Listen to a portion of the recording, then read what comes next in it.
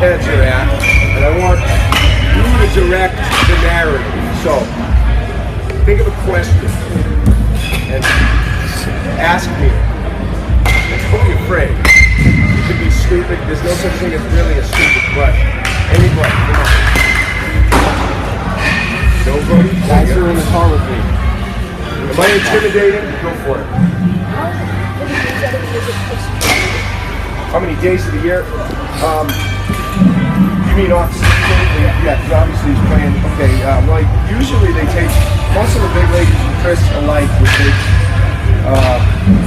maybe six weeks off when the season ended.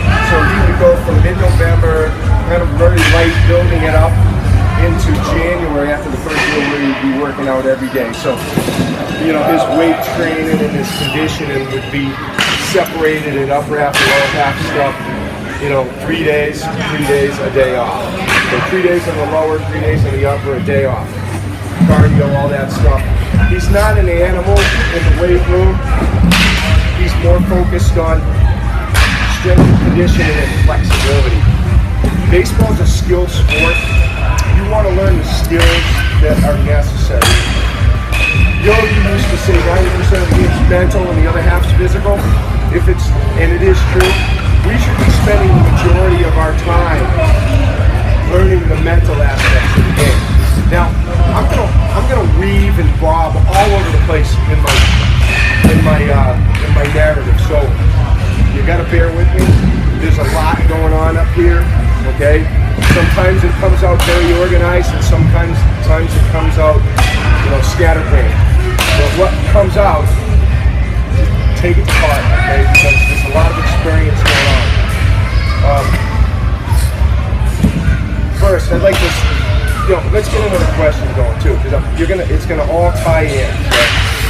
And you can talk about this if you want, but I want to hear baseball. Okay? Questions. Come on, man. You guys gotta ask questions if you want to learn. I'm a hitting guy, so. No? Pug, you ask a question. What's the one thing we talked about yesterday for guys? Well, what's our goal? What's our hitting goal this week? You guys were in our meeting last night. Get reps, the timing. Right? Us Northern boys were inside. We've been inside. So how do we transfer that timing from inside, from that guy throwing real close to outside? So that's like the timing of the fastball. Good hitting is good timing. Good pitching disrupts time. Okay, so that's the job of a pitcher. That's legit. Okay, let me kind of move it along further. Okay, in the major leagues for the last 10 years, a company called Fangraphs has documented every ball that was put in play. And what they discovered was that 85% of all ground balls are outs. You hit it on the ground in the major leagues, you're pretty much going to be out 85% of the time. They got a lot of awesome middle infielders in there. On the other side of it, that means you hit 150 if you hit the ball on the ground. On the other side of it, of all the balls that were hit in the air, which excluded home runs, fly balls, line drives, pop-ups even, which are out most of the time, 74% were hits, 26% were out. Is that news to you guys, or are we moving in a different direction now? Anybody? Is it news? Raise your hand if it's news. Okay? So all you other guys, you're into it. You want that ball in the air. Good.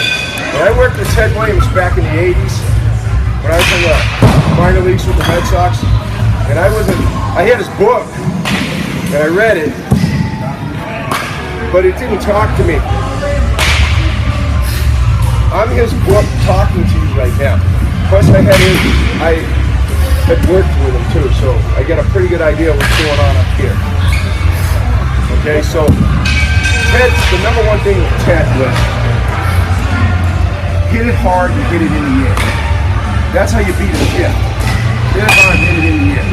So our whole focus in the core of the narrative, the core of our teaching is to hit the ball in the air.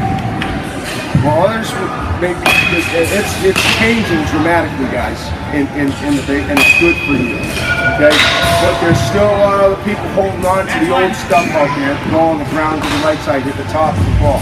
Anybody see that thing with Josh Donaldson on MLB with Martin Rosa? Anybody see that? Remember what kind of advice you got for a 10-year-old kid? And what did Josh Donaldson say? He had said, if your league coach, the football coach tells you to hit the top of the ball, tell him to go home. Right? Okay. I love this stuff. Aaron Boone, Jessica Mendoza did a little ditty on that in June last year before the Mariners game. They were talking about Christian philosophy.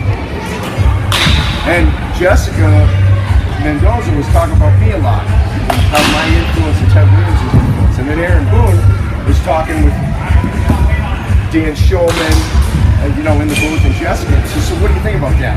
Aaron hesitates. He goes, I love it. He says, Mike Bryant has changed the false narrative that hitting on the top of the ball actually produces results.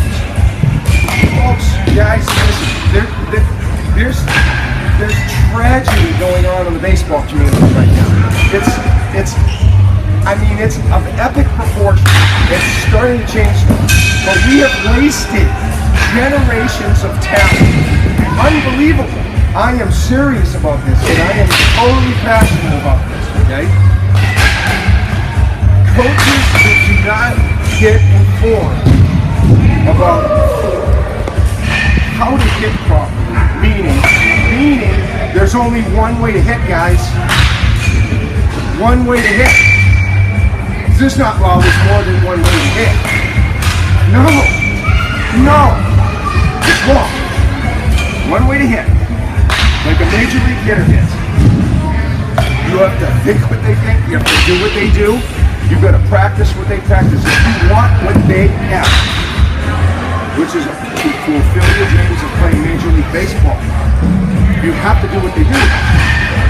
And I'm standing here to tell you that after 15 years, I know what they think do in practice because I have one. And he's an MVP. I'm so freaking proud to be able to sit here and tell you that. Am I doing it to brag about myself? No. Because I waited 15 years, guys. I stayed the course of what I was teaching. I ignored all the other idiots out there. There's tough.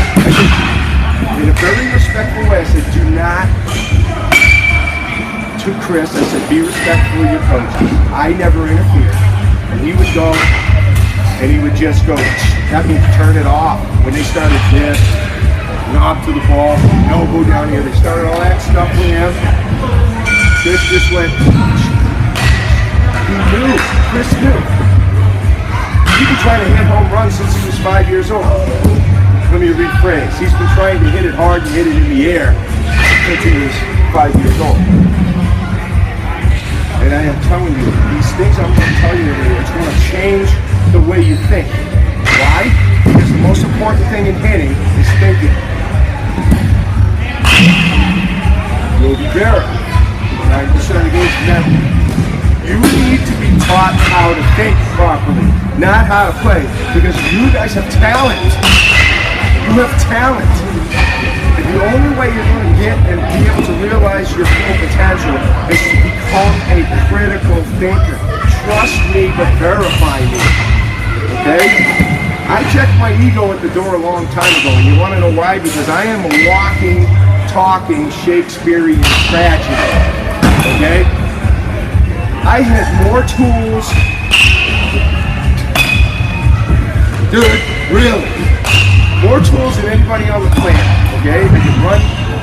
And I'm not saying I ran the fastest 60, but I ran a 6.760. Okay? I could throw the ball. I threw the ball over the fence in Fenway Park with one little throw hop from home plate. Over the center field fence.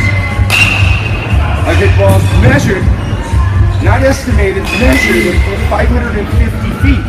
Of course, with those old BESR bats. Okay? My longest one with a wood maybe went about 475. Okay? My defense was world class. But when I got into the minor leagues and the pro ball,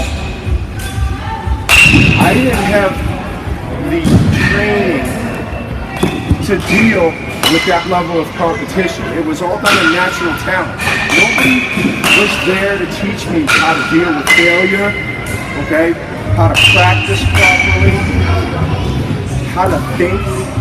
It was all just do this drill and you get better. Wrong. You can't do 500 cents drills. I hate drills, by the way. So does Maley. Okay? He's got them, but he doesn't like them. Okay? 101 baseball throws. No. You need to practice how to think properly. The next most important thing is bat path. The path of the bat needs to match the path of the ball. Now, to simplify, Ted Williams, back in the day, they were on an 18-inch mound, they were on a 10-inch, 12-inch mound. The release point of a major league pitcher is around 6 feet 6 inches off the ground, and they go into a catcher's mitt 18 inches off the ground, and if it goes straight with no movement, it comes down at a 6-degree angle. So to meet the ball squarely, your bat has to go at a 6-degree angle. I call it upness. Have you ever heard that word, upness? Probably not. And I'll tell you a little story. My grandfather invented the color beige, and he forgot to get a patent on it. Look at this. No. Okay? I want to get a patent on upness. Can you patent words? I don't know. I just think it's a cool word. Upness. Okay, so we want to match it. We want to match the path of the ball. Here's the problem.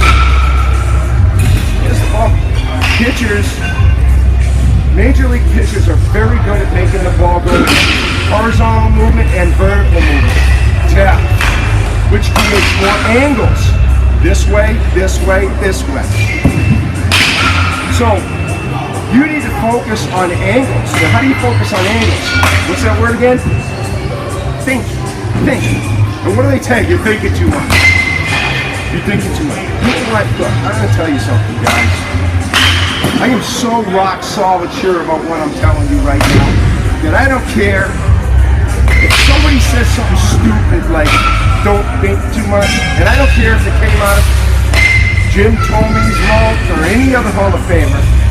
I would say just very respectful, hey, you know what, you're wrong. You can't think too much. It's impossible to think too much. Because when you're focused, what are you doing? Thinking about one thing. And if you're thinking about one thing and you're dead laser beam focused, you're not thinking too much. So think about one thing, whatever that is, when you're at the plate. And